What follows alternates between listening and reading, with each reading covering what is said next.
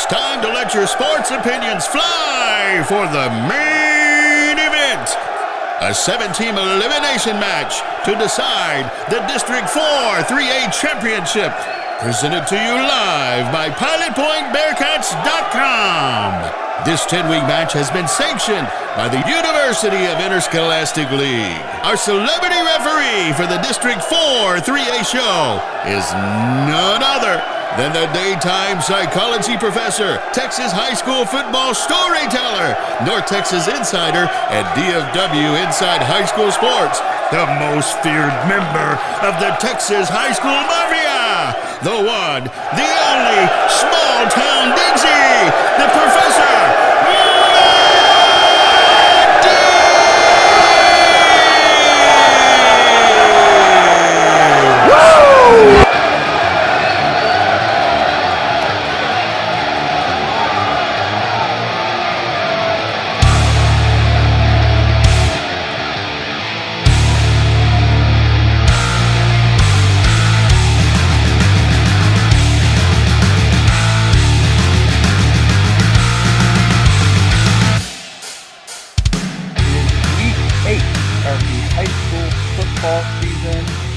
I, Professor Diggs, the man who talks in more circles than the Skip Bayless podcast, and if we call this an 11-week battle royal through the District 4 3A landscape, then what we are going to experience this week is your main event. We'd like to thank the Pilot Point Bearcats Network for sponsoring us and hosting us and making me sound like $1 million. PilotPointBearcats.com.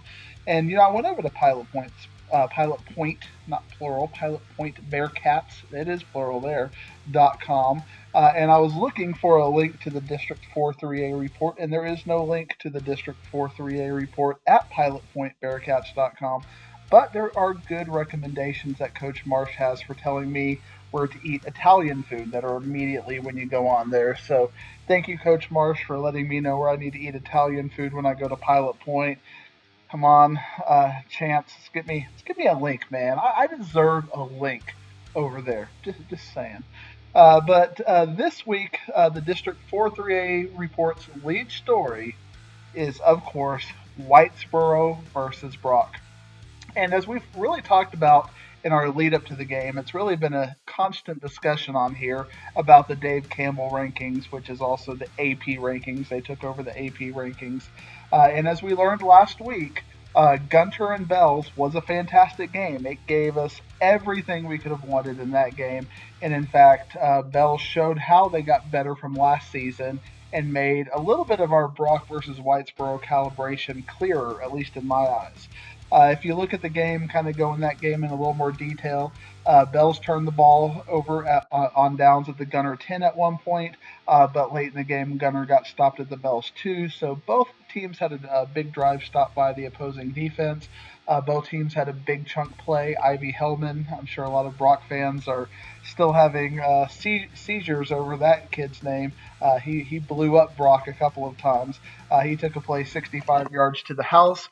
And then for Bells, Jacob Aaron, he found Lane Kendrick for a 75-yard touchdown. So when I look at that game, and I didn't see it, just kind of going through the stats, I feel like that game reflects a pretty clean game. And if you don't know what I mean by clean game quite yet, or if you're new to the Professor Diggs District 4 3A podcast, I define a clean game as a game with relatively even turnovers and game-changing plays. A game that kind of reflects what the average result would be if they played 10 times. Now, if you look at that Brock and Gunner game earlier this year, Brock had 2 turnovers, Gunter had none. There was a pick 6 in that game, and there was also a kickoff return for a touchdown. So that was not a clean game. So if they played that game 10 times, 100 times, got on Madden, and did simulations, I think Brock is going to win quite a few of those games. But there's only one game that matters, and that was the game that actually was played, and Gunter won that game, and can't take that away from them, nor should we want to take that away from them. But that's just what I define as a clean game. When I look at it and go, both teams played pretty well, yeah, I kind of consider that a clean game. And I think that's a reflection of what both teams had. sometimes you'll see some results that are a little bit of a head scratcher, and you go, okay, well, you look at this, you look at that, you look at certain things. An example from the DFW podcast that I do, you had Burleson Centennial against Denton Ryan earlier this week, and Denton Ryan lost their quarterback and had their running back out, and Burleson Centennial had 3 turnovers. That is not a clean game, ladies and gentlemen.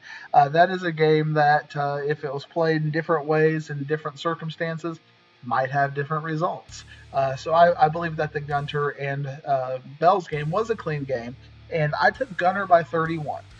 So I was wrong. I'll admit it, I was wrong, and Bell's was clearly better than I thought, which means Whitesboro is a little bit better than I thought relative to how they played in that game against Bell's. So I corrected course given that calibration by getting them ranked in my North Texas top 5, which you can see at our Inside High School Sports website. You can just Google DFW Inside High School Sports.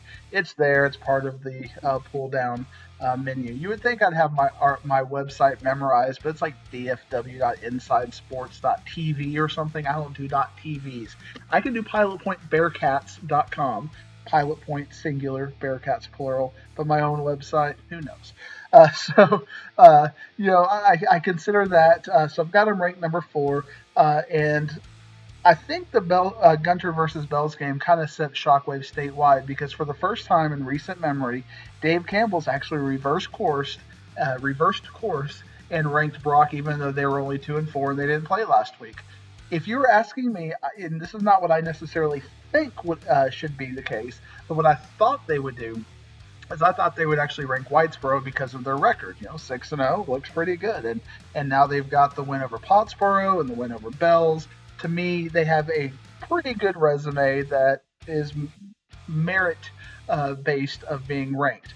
But still, if you look at my rankings, I've thought Brock is better all year. In fact, I've had Brock number 1 since the week 1, and I've had Whitesboro at 6 or 7, which you couldn't see because I only have a top 5 there. And this week they finally broke through that top 5 and made it to the ranking of 4. So you kind of know what I'm thinking going into this game already because of my rankings.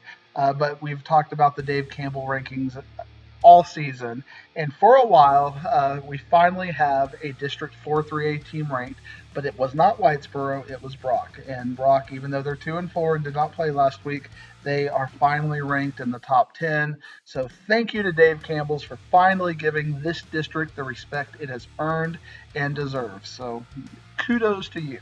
But if I had my druthers in a perfect world, I would actually have Brock ranked a little bit higher, ranked higher than Winsboro, and I actually would have Whitesboro higher than Winsboro. Got to get all my boroughs correct. Whitesboro, Winsboro, Pottsboro. How about Broxboro? I think that's kind of a great name, but no Broxboro this week.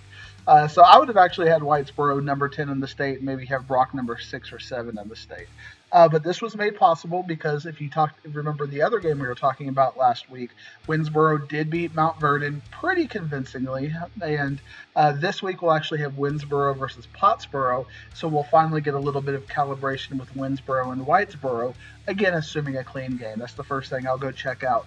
Now if Pottsboro beats Whitesboro, or they did not beat Whitesboro, too many boroughs, I'm telling you here. If Pottsboro beats Winsboro, but they had 4 or 5 turnovers in that game, a couple of special teams plays, and they only won by 7, then, okay, I'd go Winsboro would probably beat Whitesboro. But if it's a pretty clean game and Pottsboro beats Winsboro, I believe that my ranking of Whitesboro over Winsboro, this is just a tongue twister. I want you to do this. I don't know how our friends at the Whitesboro Sports Radio Network do all these boroughs. I'm getting a headache just talking about it. So assuming a clean game, I think we'll get that calibration with Whitesboro and Winsboro this week based on the Winsboro versus Pottsboro game. So to dig a little bit deeper into the game that we're talking about this week in our lead story, you forgot that we're actually talking about Whitesboro versus Brock as our lead story, since I've ranted about Gunter versus Bells, and I've talked about Mount Vernon and Winsboro and Pottsboro this week. Oh yeah, we are talking about Whitesboro versus Brock. I decided to ask a diverse panel of sports writers and experts from around the area, and quite a few of them were willing to share some of their thoughts with me. So before I dive into what I think, let's hear what they have to think. I'm going to just read them. I'm not going to do any voice imitations. But, we've had Nolan Ruth on our show quite a bit. He is the godfather of Parker County, the host of Nolan Corners podcast, now available on Spotify. He says, this one will come down to the ability of Brock's defense to limit a high-scoring Whitesboro offense. Both teams are battle-tested, but even more so on the Brock side. In each of their losses, their defense got better. The Bearcats will put up points, but the Eagle defense will be too much in the end. 38-27 Brock. So Nolan is taking Brock in his pick. We've talked about it. I told you, I promised you I'd go get onto Matt Stepp, the insider for Dave Campbell's Texas football, at some of the games we went to. I think he finally listened to us, the District 4 3A Metaverse. But here's what he had to say partially as part of his thoughts. He said, Brock won both games comfortably last year, and the playoff win was a blowout. I don't expect a blowout in this one, but being at home and with a bye week, Brock gets the win and takes charge of the District 4 3A Division I race.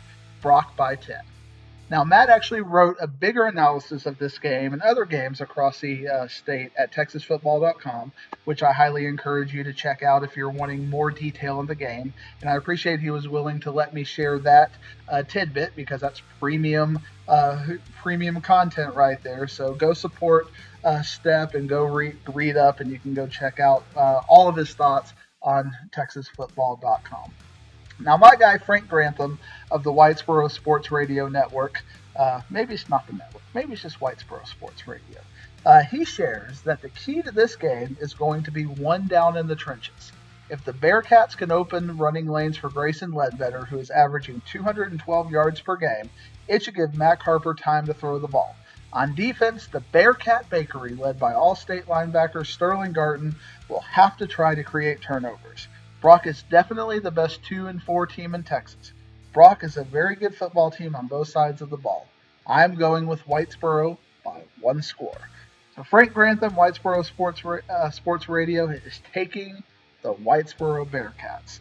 Now, Tanner Spearman, he's a big wrestling fan, one of my fellow wrestling fans, sports editor of the Gainesville Register, covers Whitesboro and a lot of teams up in the northern DFW area, closer to the Denton County side. He shares that Whitesboro has quickly grown into a great team, and they look even better than last year. The Bearcats should make another deep playoff run, but this is Brock's district until someone takes it from them.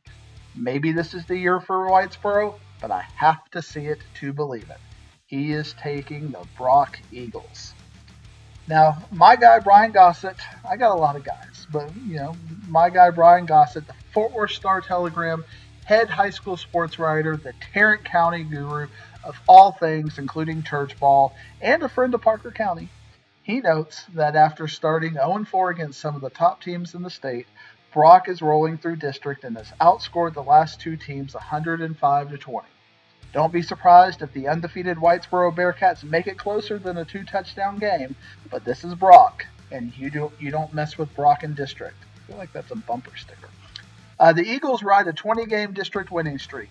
Brock blew out Whitesboro twice last season, including 49-14 in the regional final. I'm taking Brock 42, Whitesboro 28. So Gossett has made it 4-1 now in our Whitesboro versus Brock rankings. In our last of the sports writers, Jason De La Rosa, sports editor of the Herald Democrat, a paper devoted to exclusive coverage of the extreme northern DFW area of sports. Some people call it Texoma. I don't recognize Texoma. We'll call it extreme northern DFW area. He says that Whitesboro has been closing the gap since they started being in district together. They are playing well on both sides of the ball, and their running back, Grayson Ledbetter, is back healthy after missing almost all of last season.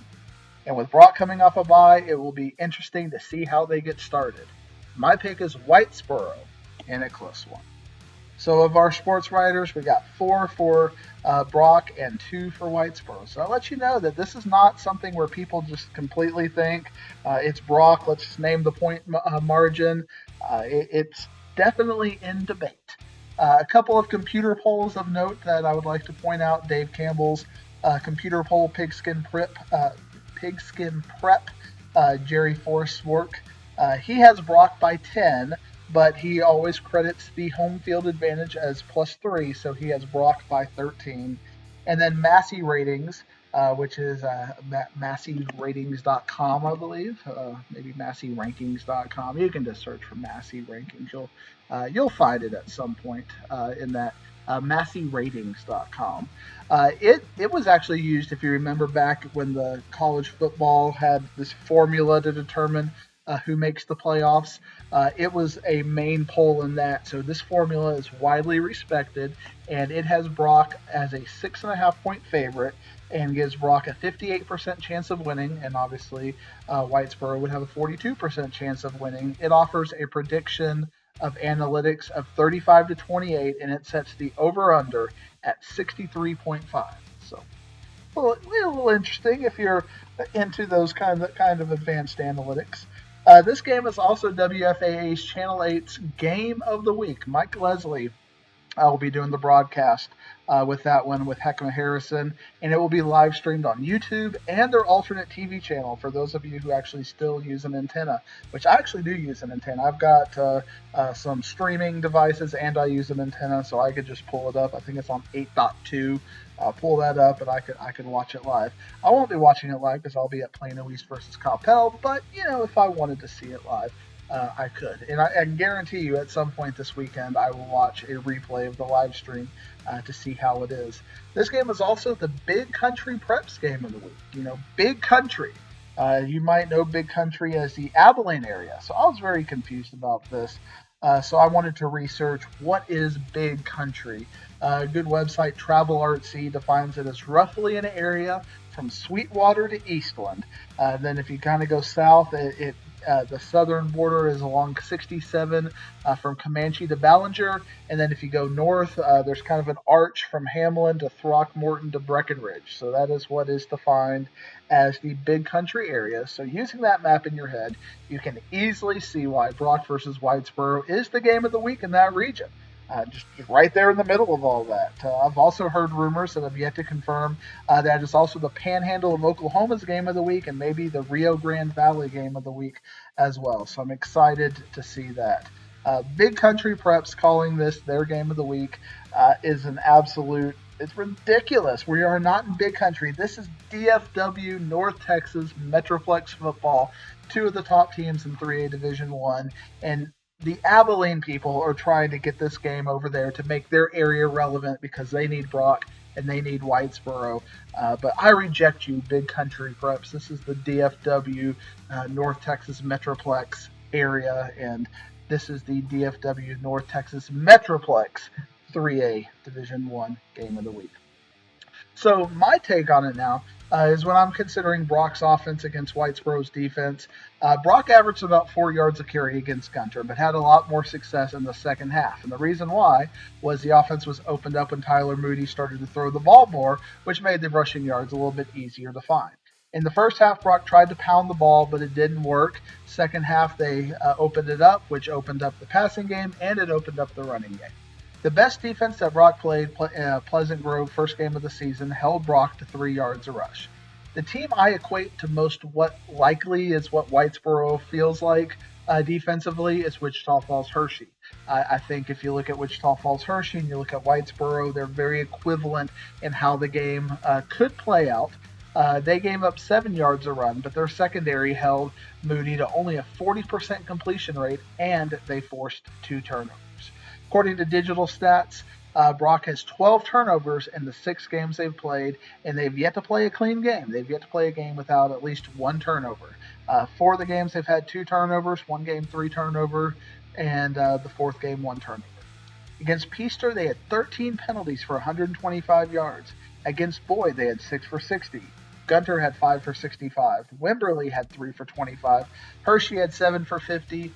Pleasant Grove had 4 for 40. So when you kind of consider that Brock is consistently having about 6 plays a game where they're getting 10 to 15 yard penalties against them.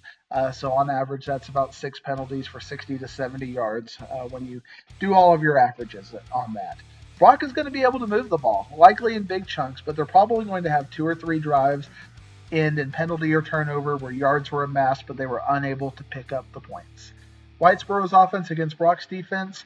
I don't have the best stats about Whitesboro because Max Preps doesn't really have fumble stats. It has a lot of interception stats. But digging through and going through some of my memory, I think Whitesboro has 6 turnovers this year. But again, fumbles are not always accounted for on Max Preps. Brock's defensive run stopping, I think, is better than Whitesboro's as a unit, but they are susceptible to big plays throwing the ball down the field. In fact, I almost expect the first play for Whitesboro against Brock to be something similar to a heavy set with a play action and maybe a tight end waggle down the field for big yards. That's the kind of play that I think Brock is easily susceptible to, especially early in the game. And after a bye week, I don't know if they're going to be ready for a punch. I don't know what Coach Fagan is going to do for that first punch of the game, but I would think that he's thinking like me. First play, big play. Don't just run it up the middle or something. Try to go for something that's safe, but something that'll have big yards down the field. I think Whitesboro is going to have to work harder for its yards and its success more than Brock is going to have to work for its yards and success. But I feel like they have as many weapons as the best teams that Brock has played this year. With Whitesboro looking more and more like Hershey as far as the availability of weapons, it's going to be big plays that will spring the Bearcats into success. But there's going to be a couple of drives, and maybe even early in the game, that just goes stagnant. I don't think Whitesboro is going to shoot itself in the foot in this game with multiple turnovers early, but I do think if they're behind in the fourth quarter, they're going to take more risks, which may end up in more turnovers by the second half of the game and in the second half of the game.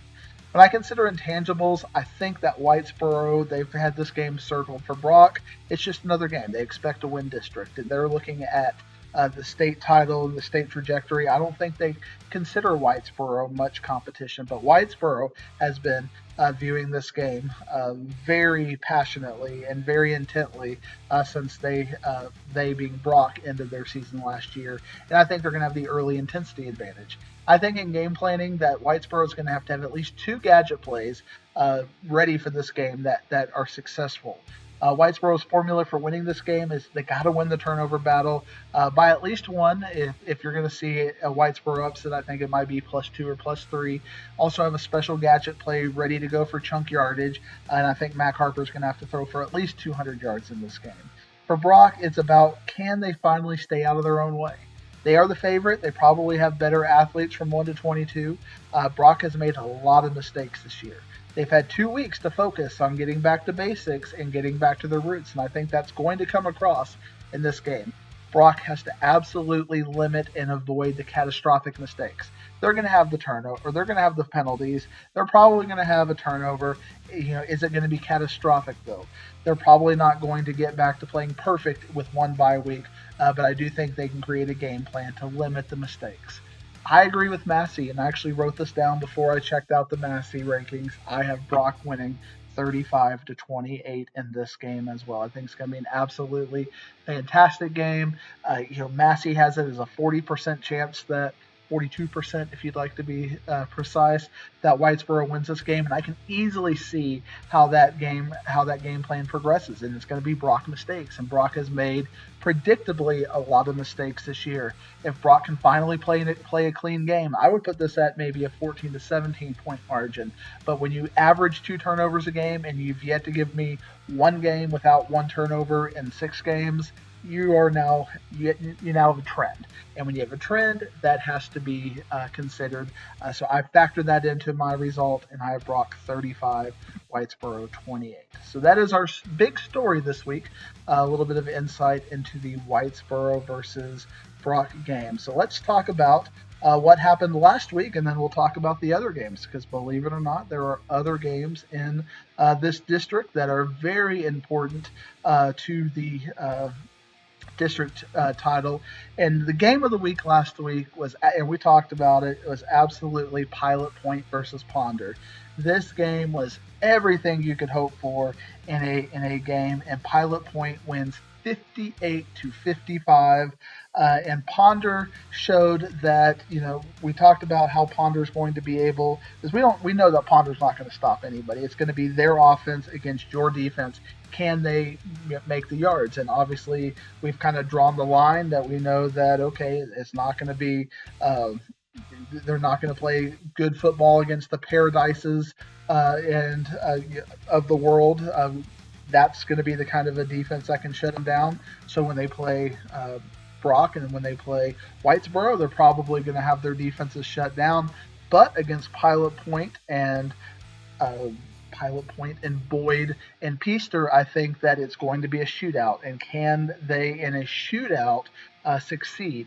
And this game they did not, but they showed that they're going to be able to put up points against that, which is going to make them very dangerous with anybody they play in those other two games that they have, which to me means the fourth seed is wide open, but Pilot Point is a little bit in the driver's seat right now. But I think Peaster matches up very well against Pilot Point, and if Ponder can play a game against Peaster that elevates them, maybe we'll get a three-way tie for the fourth spot. But Clifton Cooper, I feel for this kid because he is playing his absolute guts out and just fell a little bit short. Just video game numbers again.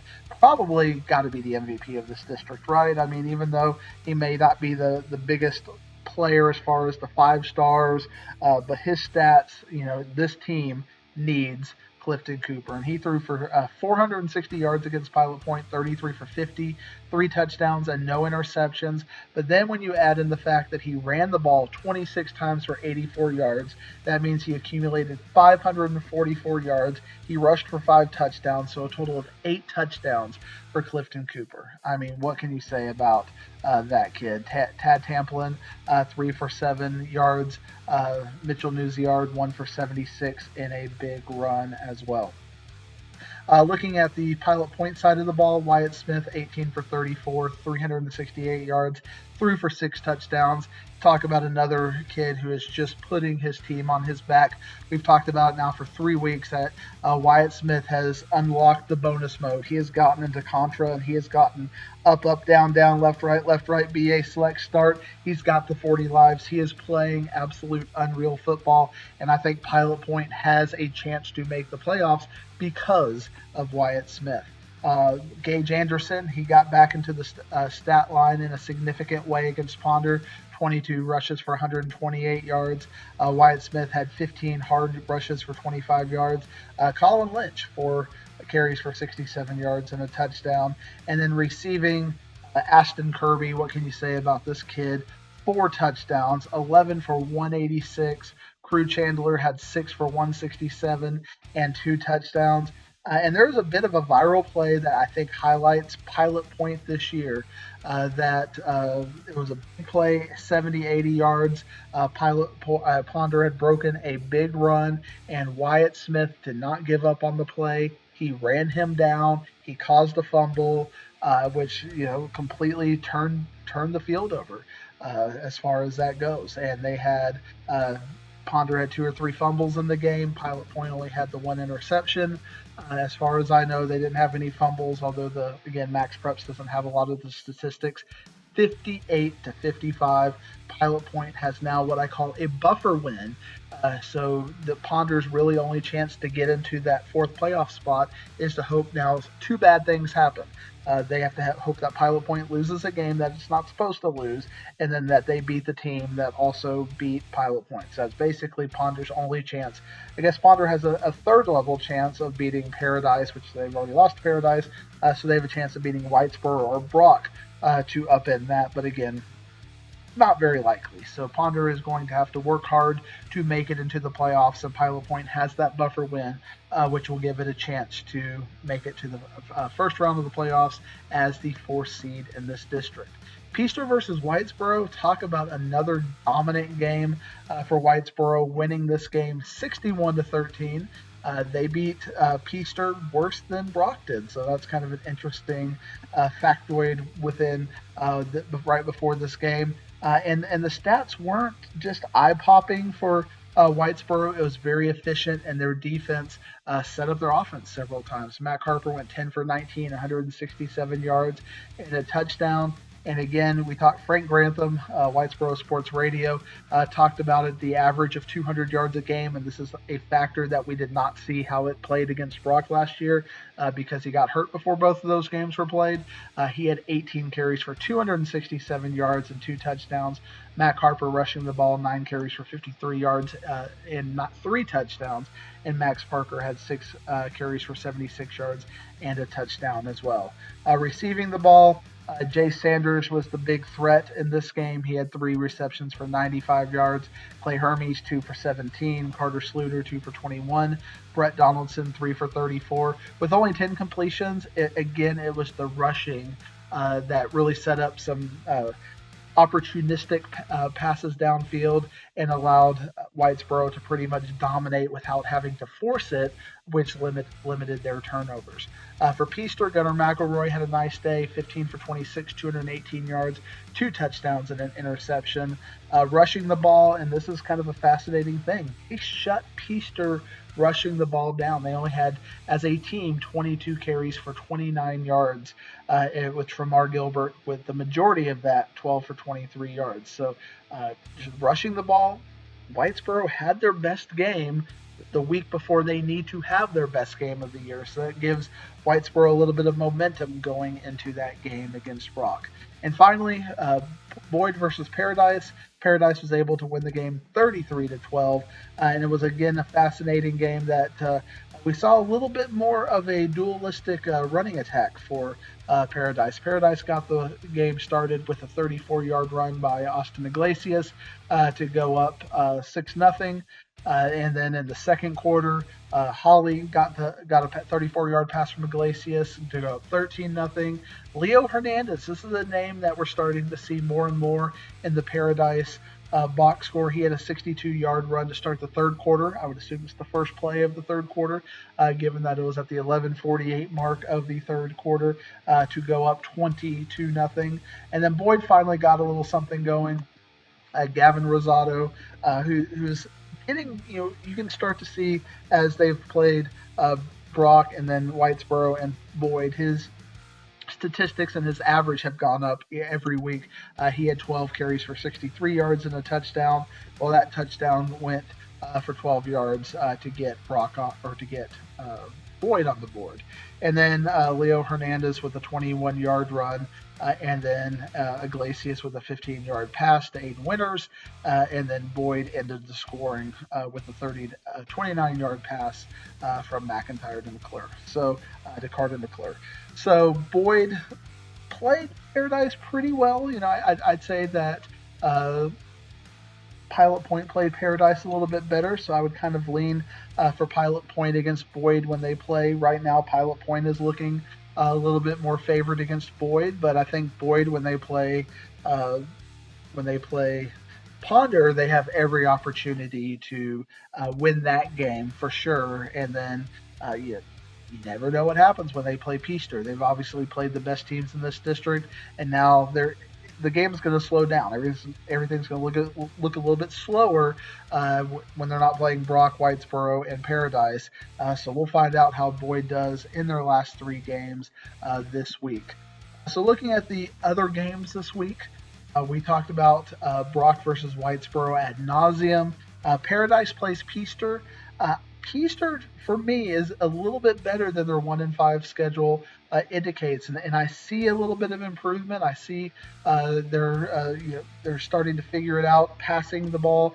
Obviously, Whitesboro shut them down a little bit. And Paradise, even though they're about to go to 8-0 in my prediction, they still haven't played Whitesboro and Brock. That's how they're going to be ending their season. I think Peaster is going to play this a little bit closer than a lot of people think. I think Paradise is going to win a 1 or 2 score game, 7-14 points against Peaster. And then I think Peaster may be able to get on a little bit of a run. And we'll see if they have the opposite issue of last year, where last year they ended the season with losses and big losses. Maybe they'll start to get on a little bit of a run their last 3 games after they finish playing Whitesboro, Brock, and Paradise. And then they get the easier part of the schedule. So a lot of key games still to come the last 3 weeks of the year. And then Boyd versus Ponder. Obviously, this is a game where, as we talked about, Ponder is going to put up the yards. Can Boyd outscore them, get a penalty or two? I think Ponder is going to bounce back and beat Boyd. I think Boyd will try to use their running game, and I think they'll be able to use it successfully to slow down the Ponder offense just by keeping the ball away from them. But I think Ponder is going to be able to score at will. I think Ponder is going to win a 52 to 38 kind of a game. I think they'll end up winning by 2 scores.